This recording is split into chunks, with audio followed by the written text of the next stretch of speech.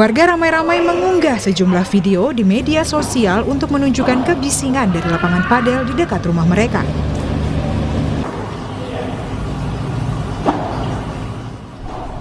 Video ini sebagai bentuk protes karena kebisingan sudah dianggap mengganggu aktivitas harian di lingkungan perumahan.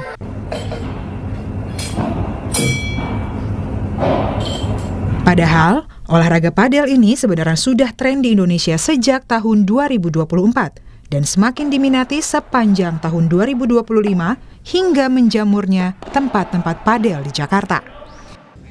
Menurut salah satu warga yang terganggu dengan suara bising dari lapangan padel, gangguan suara ini sudah dirasakan sejak pembangunan di bulan Oktober 2025. Namun, semakin parah saat lapangan mulai beroperasi penuh pada 20 Januari 2026.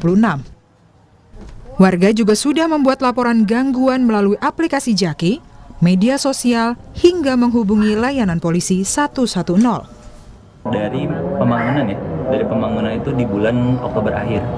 Jadi pelaporan itu kita lakukan melalui kanal resmi, yaitu Jaki, yang dimana di kanal resmi itu kita melakukan pelaporan itu masalah pembangunan di bulan November sekali dan di bulan Desember juga sekali. Lalu di bulan Januari itu kita melihat nih, ternyata ini dibangun lapangan padel, karena sebelumnya baik saya maupun ibu maupun keluarga sama sekali tidak tahu bahwa bangunan ini adalah bangunan lapangan padel.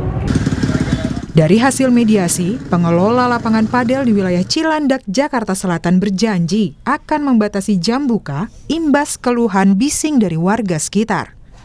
Selain itu, pihaknya akan memasang peredam suara sesuai permintaan dari warga. Jadi kalau hasil mediasinya, kami dari pihak lapangan padel sendiri, tentunya kami akan memperkuat dinding kami untuk supaya suara-suara yang dihasilkan lapangan padel itu bisa teredam di dalam lah, tidak mengganggu apa yang ada di luar. Itu pertama. Yang kedua, dalam proses pemasangan ini juga kami membatasi jam operasional kami di bulan puasa ini menjadi kurang lebih kami mengurangi pembatasan operasionalnya sampai 50%. Gubernur DKI Jakarta Pramono Anung juga memberi respons terkait kebisingan yang ditimbulkan dari lapangan padel. Pram bilang akan mengambil langkah tegas. Saya sudah meminta kepada dinas terkait yang melakukan pengawasan di lapangan urusan padel ini.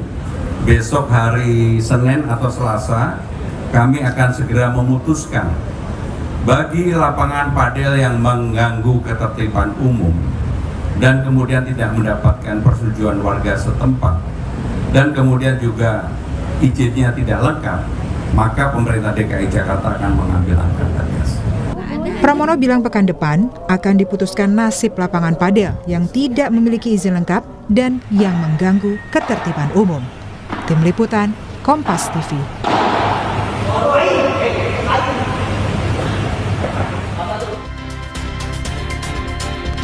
Lalu di mana idealnya titik temu antara bisnis olahraga dan hak warga atas lingkungan yang nyaman? Saya akan diskusikan ini bersama staf khusus Gubernur DKI Jakarta, Chiko Hakim. Bang Chiko, selamat malam dengan Tifal. Bang, di sini apa kabar?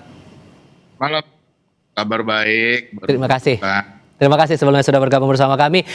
Itu yang diberita kasus di Jakarta Selatan. Yang juga dipahami ada warga di RT 5 RW 13 Kayu Putih Pulau Mas, Jakarta Timur bahkan sampai menggugat ke PT UN walaupun sampai sekarang proses banding masih berjalan, Bang. Dari cermatan Pemprov DKI dari dua kasus itu saja setidaknya, ini soal perizinan yang jadi problem atau standar bangunannya atau ada hal lain nih, Bang?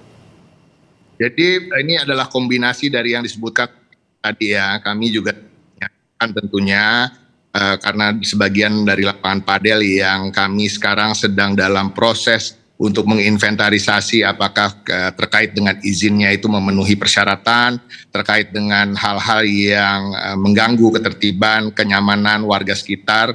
Dan inilah di mana perlunya memang apabila kita ingin membangun suatu sarana yang terkait dengan penggunaannya untuk khalayak dan menimbulkan suara harus dibicarakan dengan baik-baik dengan lingkungan sekitar. Selain juga perizinannya juga harus lengkap. Jadi kadang-kadang ada juga yang perizinannya sudah lengkap dan lain-lain, tapi kembali lagi memang tetap ada komplain dari warga masyarakat. Dan ini sangat bisa dimengerti ya, terkait dengan tentunya ada jam tidur, ada jam istirahat, dan terkait dengan jam buka juga harus dibatasi. Tapi ke depan tentu keluhan terkait dengan ini sebenarnya Tifal, jujur bukan hanya di 2 tempat itu, dan Bapak Gubernur telah menyikapi ini dengan seksama dan juga cepat, yaitu juga memerintahkan seluruh jajaran untuk melakukan evaluasi menyeluruh terhadap izin dan operasional seluruh lapangan padel di wilayah DKI Jakarta, khususnya yang berlokasi di dekat dengan pemukiman warga. Jadi evaluasi ini cukup komprehensif ya, mencakup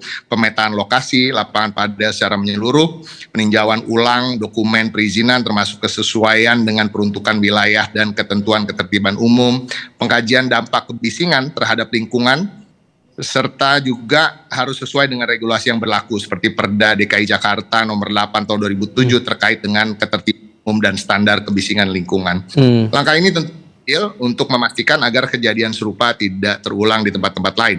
Namun tentu kami juga menyayangkan apabila masih ada pelanggaran-pelanggaran yang dilakukan dan menghimbau semua pihak, seluruh stakeholders, karena Jakarta ini nggak bisa dikelola oleh hanya Pemprovnya saja, harus dikelola bersama, harus juga dengan tenggang rasa dan toleransi, dan juga hal-hal yang terkait dengan kenyamanan harus dijaga di lingkungan-lingkungan masing-masing. Anda menangkap ada kelalaian tidak di lingkungan terkecil masyarakat? Karena kalau mengambil lagi kasus yang dari Pulau Mas itu, Bang, awalnya warga sekitar mengaku atau menduganya itu lapangan tenis buat pribadi pemilik lapangan yang ternyata warga baru di sana, dan belakangan baru ketahuan itu buat umum.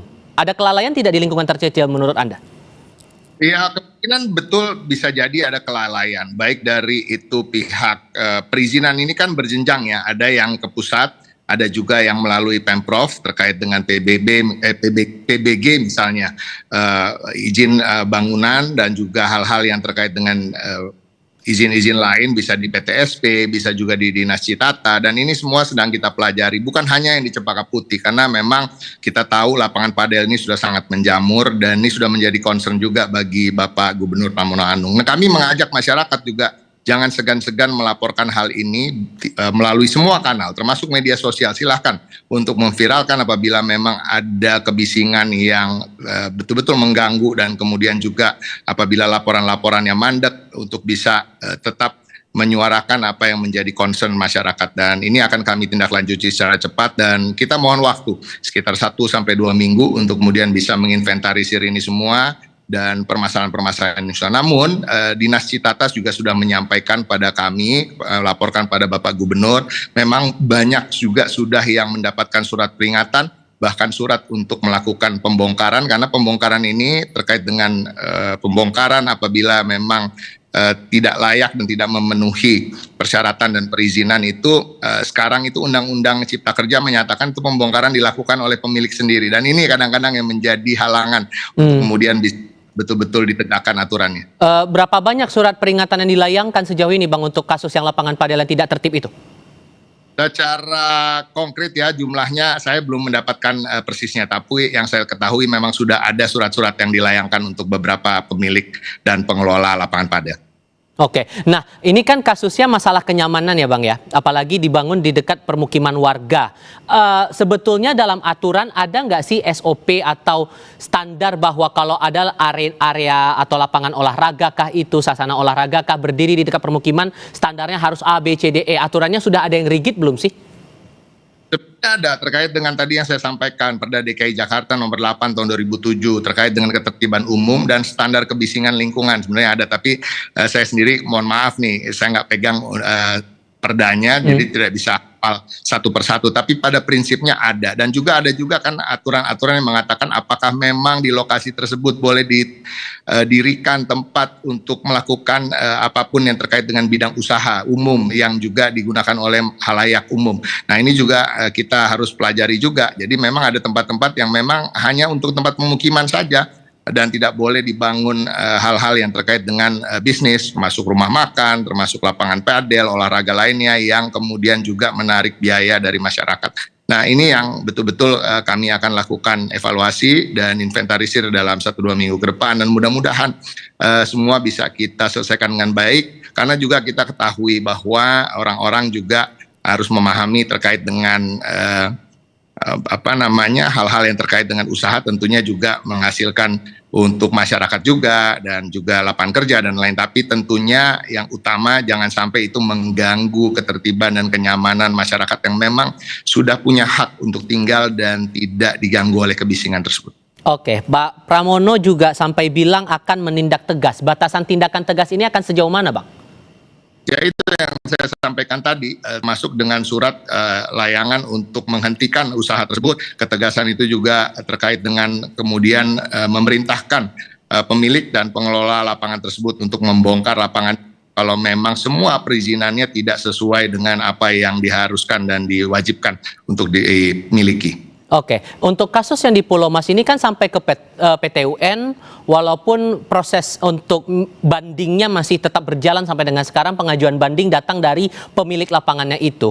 Apakah dari Pemprov mungkin punya inisiatif untuk menengahi itu, membantu agar memediasi warga dengan pemilik lapangan itu biar ya sama-sama clear lah, atau Anda menyarankan bahwa petunnya tetap jalan saja?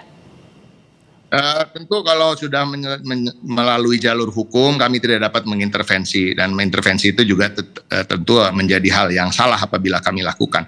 Tetapi tentu hal-hal yang terkait dengan mediasi dan juga bagaimana kita saling bisa rembuk antar warga, karena sesungguhnya pemilik lapangan pedal juga bagian dari warga masyarakat Jakarta itu sendiri. Dan ini harapan kita juga bisa diselesaikan. Dan ke depan selain kita menginventarisir permasalahan-permasalahan dari lapangan padel yang tidak memiliki izin dan lain-lain, tentunya kami ingin mengedepankan hal-hal yang terkait dengan rembukan, musyawarah antar warga, yang kemudian bagaimana mencari jalan tengah supaya ada win-win solution. Tapi tentu tetap utamanya adalah bagaimana warga masyarakat bisa tenang hidup di lokasi pemukiman tanpa diganggu dengan kebisingan yang tentunya apalagi melanggar peraturan-peraturan dan perizinan yang ada.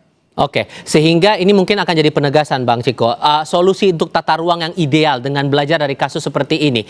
Hal apa yang betul-betul harus dicermati oleh banyak pihak, tidak hanya bagi mereka yang punya lapangan pada atau sasana olahraga di area permukiman warga, tapi juga warganya yang ada di sekitar itu? Yang utama tentu nomor satu adalah peruntukan dari wilayah tersebut. Apakah wilayah itu memang diperuntukkan untuk boleh melakukan kegiatan usaha, atau memang peruntukan dari wilayah tersebut murni adalah pemukiman, itu dulu. Kalau itu sudah bisa kita sepakati bersama dan juga dipatuhi bersama, tentunya tidak akan ada masalah-masalah, dan kalaupun ada masalah bisa kita minimalisir. Oke, Bang Ciko Hakim, terima kasih banyak sudah mau berdiskusi bersama kami kali ini. Sehat selalu ya, Bang. Selamat malam. Sama-sama, Pak.